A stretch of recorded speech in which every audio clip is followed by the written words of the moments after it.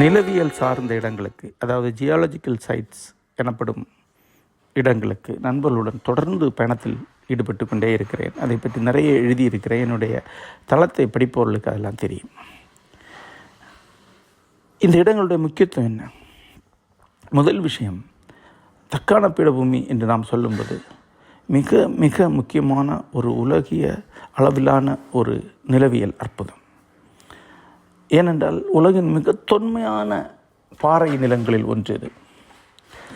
இந்த பூமி குளிர்ந்து வாழ் நிலமாக ஆன போதே உருவான ஒரு நிலம். இங்குள்ள பாறைகள் இன்றைய வடிவில் பல பல கோடி ஆண்டுகளுக்கு முன்னாடியே உருவானவை.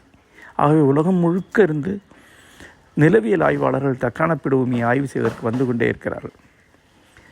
நமக்கு அந்த அருமை தெரிவதில்லை. ஏனெனில் முதலில் நமக்கு நிலவியல் அறிமுகம் இல்லை. இன்னொரு பக்கம் நாம் வாழும் நிலமாகியால் நாம் அவற்றை தனியாக கவனிப்பதில்லை. தக்கான பீடபூமியின் விளிம்பில் தான் தமிழகத்தினுடைய வடக்கு எல்லைகள் அமைந்துள்ளன. அதாவது ஹொசூரில் தக்கான பீடபூமியுடைய ஒரு விளிம்பு அமைந்துள்ளது. அப்படியே வேலூர், செஞ்சி என்று தக்கான பீடபூமியுடைய விளிம்புகளை நாம் சொல்ல முடியும். அங்கிருந்து கிட்டத்தட்ட 1000 மீட்டர், அதாவது 1 கிலோமீட்டர் உயரத்திற்கு மேல் இருக்கிறது இந்தியாவுடைய மையப்பகுதியாகிய தக்கான பீடபூமி. அது இந்தியாவின் கூரை என்று வேண்டுமென்றால் சொல்லலாம். அதன் பிறகு மகாராஷ்டிரா விளிம்புகளில் அது மறுபடியும் கீழ் நோக்கி இறங்க தொடங்குகிறது. போன்ற விளிம்பு பகுதிகளில் மறுபக்கம் இருக்கும் கங்கை சமவெளி நோக்கி இறங்கக்கூடிய பாதைகள் உள்ளன. தக்கான பீடபூமியிலிருந்து சமநிலம் நோக்கி ஆறுகள் விழுகின்றன. வடக்கே சித்திரகூடத்திலிருந்து மேட்டூர் அருவி வரைக்குமான எல்லா அருவிகளுமே தக்கான பீடபூமியில் தோன்றி சமநிலத்தில் விழுபவை தான். அது வழியாக நமக்கு ஏராளமான மின் ஆற்றல் உற்பத்தி நிகழ்கிறது. இதற்கப்புறம் நிலவியல் சார்ந்து இந்த பூமியின் தோற்றம் பற்றின பல்வேறு ஆய்வுகளை செய்வதற்கான இடமாக தக்கான பீடபூமியில் உள்ளது. உதாரணமாக தொல் காலத்தில் எரிமலைகள் நீருக்குள் வெடித்தால் அந்த லாவா உடனடியாக அது உறையும். ஒரு வகையான கொப்புளங்கள் போலவே அது இருக்கும், அல்லது காளான் போல இருக்கும். இதற்கு பில்லோ ராக்ஸ் என்று பெயர். இந்த வகையான பாறைகள் இந்த பகுதியில் உள்ளன. வணக்கம் நண்பர்களே. ஹொன்னாவர் பக்கத்தில் இருக்கக்கூடிய யானா குகைகளிலிருந்து பேசுகிறோம். இது ஒரு பெரிய ஏரியா. இங்கே செங்குத்தான பாறைகள் இருக்குது. அது ரொம்ப புகழ்பெற்றவை.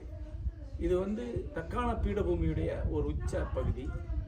இங்கே பெரிய அந்த பாறைகள் தொடக்க பனி காலகட்டத்தில், அதாவது பல கோடி ஆண்டுகளுக்கு பூமி பனியால் மூடியிருந்த காலகட்டத்தில் அந்த பனி உருகி போகும்போது பாறைகளை அரித்து வெடிக்க வைத்து இழுத்து சென்றதனால் உருவாக்கப்பட்டவை.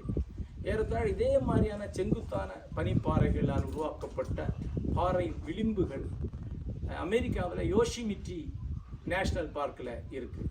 அதை நான் பார்த்த நினைவு இருக்கு. அங்கிட்டு உள்ள இங்கே வேறுபாடு என்னென்னா, இங்கே பனிப்பாறைகள் உருகின கரிய மெழுகு போன்ற ஒரு வடிவில் கிட்டத்தட்ட கோல்கொண்டா கோபுரத்துடைய சாயல் கொண்ட இரட்டை முனை கொண்ட ஒரு கோபுரம் போல இருக்குது. அப்புறம் ஊசி முனை அமைப்புகள் நிறைய இங்கே இருக்குது. இந்த அமைப்புகள் நமக்கு உருவாக்கக்கூடிய உளப்பதிவு என்ன என்கிறது ஒரு முக்கியமான கேள்வி. ஏற்கனவே ஒரு உரையில் கூட அதை சொல்லியிருந்தேன். இந்த மாதிரியான ஃபார்ம்லெஸ் ஃபார்ம்ஸ் நம்முடைய உள்ளத்தில் இருக்கக்கூடிய ஃபார்ம்ஸை கலைச்சிருக்கு. நம்ம ஒரு ஃபார்ம்லெஸ் மைண்டுக்கு அடைகிறோம். அது நமக்கு ஒரு பெரிய நிலைகுலைவை உருவாக்குது, நிறைய பதற்றத்தை உருவாக்குது. அந்த பதற்றத்தை நாமளே கூர்ந்து கவனித்தால் உருவத்தை தேடி அலையக்கூடிய நம்முடைய அகத்தை கண்டடைய முடியும். அதன் விளைவாக நமக்கு ஒரு விதமான ஒரு தற்கண்டடைதல் நிகழும். இந்த ஃபார்ம்ஸ் உருவாக்கக்கூடிய தாட்ஸ் இல்லாமலாகி ஃபார்ம்லெஸ்ஸான தாட்ஸ் உருவாகும். ஆகவே இது மெடிடேஷனுக்கான ஒரு இடமாக நெடுங்காலமாக இந்த மாதிரி இடங்கள் ஜைனர்களால் கண்டடையப்பட்டு பயன்படுத்தப்பட்டு வருகின்றன. இந்த இடங்களை தொடர்ந்து நாம் பார்க்கறதுக்கான அழகியல் காரணம் என்ன அப்படின்னு கேட்டால், நாம் சிற்பங்களை ரசிக்கிறோம். நமக்கு அப்பாற்பட்ட நம்மாலே ஒருபோதும் புரிந்து கொள்ளாமல் முடியாத ஒரு மகத்தான சிற்பியால் செய்யப்பட்ட சிற்பங்களாக இவற்றை பார்த்தோம் என்றால், நம்முடைய வடிவங்களுக்குள்ள இவற்றை இழுக்காமல் அவர் உருவாக்கின அந்த வடிவங்களை நோக்கி நாம் செல்ல முடியும் என்றால், இதெல்லாம் ஒரு பெரிய அனுபவமாக அமையும் என்று நான் நினைக்கிறேன். இந்த இடங்களை பார்ப்பதற்காக தேடி தேடி சென்று கொண்டிருக்கிறோம். இதை வழியாக நமக்கு கிடைப்பது என்ன? ஒன்று, நம் சூழலை தெரிந்து கொள்வது, அது எதுவாக இருந்தாலும் நமக்கு தேவைதான். அது நமக்கு ஒரு மன விரிவை அளிக்கிறது, நம்ம இந்த இயற்கையுடன் பிணைக்கிறது, நம்முடைய நுண்ணுணர்வு விருத்தியாகிறது. ஆன்மீகமாக ஒன்றுண்டு. நாம் ஆன்மீக இருளில் இருப்பது செல்ஃப் சென்ட்ரிக்காக நம்மை நோக்கி நாமே குவிந்திருப்பதனால்தான்.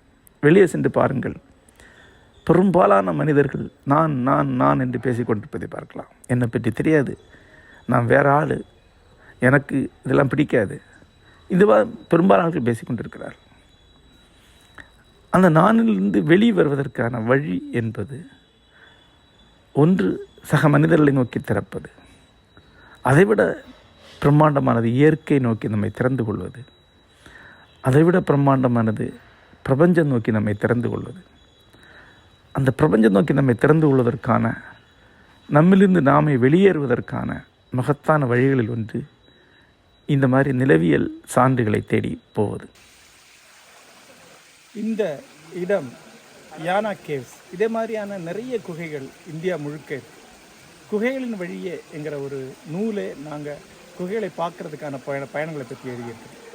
இந்த இடத்துக்கு 2017 மாமங்கலையின் மலைங்கிற தொடரில் எழுதின காலகட்டத்தில் இங்கே வந்திருக்கோம். அது வெண்முரசு எழுதக்கூடிய காலம். மாமல்லர் எழுதுறதுக்கு முன்னாடி ஒரு இன்ஸ்பிரேஷனுக்காக இங்கே குடஜாத்திரி போனபோது இங்கே வந்திருக்கோம். இந்த மாதிரி நிறைய குகைகள் இருக்குது. பெரும்பாலும் எல்லா குகைகளுமே சிவனுடைய இடங்களாக இருக்குது. ஏன்னா கர்நாடகத்தில் சிவன் குகேஸ்வரன் என்று அழைக்கப்படுகிறார். வசன கவிதைகள், அதாவது கன்னடா வஜன இயக்கத்துடைய கவிதைகள், அக்கமகாதேவி, பசவா போன்றவர்கள் அனைவருமே குகேஸ்வரா என்கிற ஒலியை சிவனை குறிப்பிடுவதற்கு பயன்படுத்துவதை பார்க்கலாம். நெஞ்சமனும் குகையில் உறைபவன் என்று அதற்கு பெயர். இங்கு இருக்கக்கூடிய குகை அப்படி பார்த்தா ஒரு நெஞ்ச குகை என்று எடுத்துக்கொள்ளலாம்.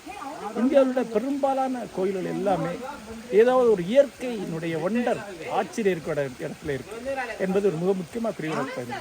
உதாரணமாக இந்தியாவில் ஏதாவது ஒரு ஆறு தெற்கில் இருந்து வடக்கு போச்சுன்னா, ஒரு வளைவு திரும்பிச்சுன்னா அந்த இடத்துல கண்டிப்பாக ஒரு முக்கியமான கோயில் இருக்கு. 2 ஆறுகள் இணையக்கூடிய இடத்துல எல்லாமே கோயில்கள் இருக்கு. அந்த மாதிரி விந்தை என்று மூதாதையர் நினைத்த எல்லா இடத்துலையுமே ஆலயங்கள் இருக்கு. அந்தந்த விந்தைகளுக்குரிய தெய்வங்களாக இருக்கும். இந்த மாதிரி இடங்களில் காலபைரவர், சிவன் போன்ற தெய்வங்கள் இருக்கின்றன. அதற்கான காரணம் என்ன அப்படின்னு பார்த்தா, பிரம்ம தத்துவம் என்று சொல்லுவாங்க. அதாவது எந்த இடத்துல மனிதனை மீறிய ஒரு மகத்துவம் நிகழ்வதாக தோன்றுகிறதோ அந்த இடத்துல நாம பிரம்மத்தை உணர்கிறோம். அங்க ஒரு இறை நிறுவுகையை நிறுவி அதை வழிபடுகிறோம். இதான் பொதுவாக நம்ம நடந்துட்டு இருக்கு. இந்த குகையும் அதுக்கான ஒரு சான்று என்று சொல்லலாம்.